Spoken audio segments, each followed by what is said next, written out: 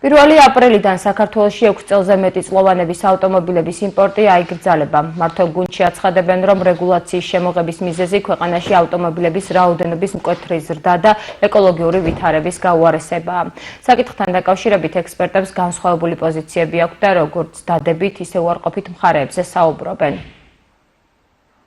დადებით ის არის, რომ ეკოლოგიური მდგომარეობა და ჰაერის ხარისხი, რა თქმა უნდა, ყოველწლიურად ფუჭდება ქვეყანაში, ვინაიდან ჩვენ გვყავს 15 წელზე მოძველებული ავტოპარკის ნახევარი მთლიანად, ვიცით რომ დაახლოებით 2 მილიონამდე ავტომობილების რაოდენობა ასული აქედან ნახევარზე მეტი არის მოძველებული 15 წელიწადზე მეტი, რომლებიც გამოყოფენ რა თქმა უნდა მანვიერი ვითარებებს და ასევე არიან ტექნიკურად გამომართავები, ზუსტად ასეთი კატეგორიის ავტომობილის მძღოლები მიმართავენ გარკვეულ მანიპულაციებს, რომ რაღაცნაირად გაიარონ ტევიათვალირება. ასევე მნიშვნელოვანი არის თვითონ უსაფრთხოების ნორმებიც, ანუ ძველი ავტომობილები, რომლებიც ავტოპარკში არსებობენ და არის დაახლოებით 20-30% 2 წელზე უფრო მეტი ასაკი, შესაბამისად ასეთი ავტომობილები მალე გამოდიან ამორტიზაციიდან და უფრო მეტ პრობლემებს ქმნიან. ეხლა რაც შეეხება ჩვენს შეფასებას, ის არის რომ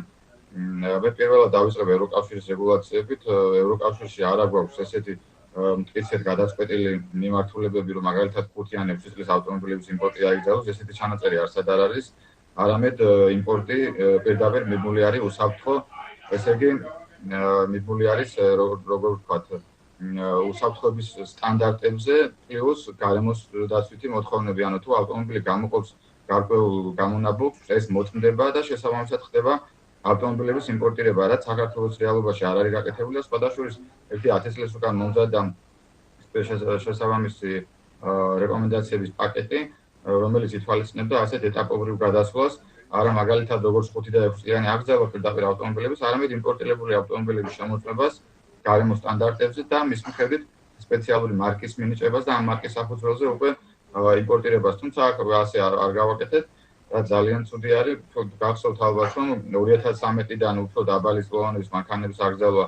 რუსეთში შემოვიდა, ამას მაინც და მაინც მოსახლეობა უმტკივნეულოდაც არ შეხვედრია. თუმცა ეხლა პირდაპირ ახალი მანქანებზე მოთხოვნა, რომელიც Euro 5, Euro 6 სტანდარტის ავტომობილებია,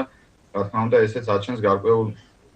ხარვეს, ვინაიდან აი ეს ადამიანები, რომლებიც საშუალო და დაბალ ფენას მიეკუთვნებიან, ვერ შეძლებენ 5-6 წლის ავტომობილების შეძენას და ფაქტიურად ეს ადამიანები შეიძენენ ყოველთვის ბაზარზე არსებულ ავტომობილებს. ანუ ჩვენ რეალურად ეს 2 მილიონი მანქანა ავტომობილიდან ხომ გვაქვს 50-ზე მეტი პროცენტით 15 წლის, შესაბამისად ეს ირეგულირებს და თუ იმას ვიტყვით, რომ მაინც ეკოლოგიური სტანდარტის ამაღლება გვინდა, მაშინ ჩემი აზრით უნდა მომხდარიყო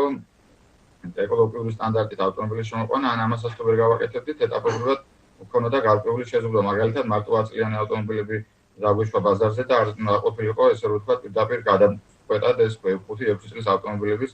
იმპორტი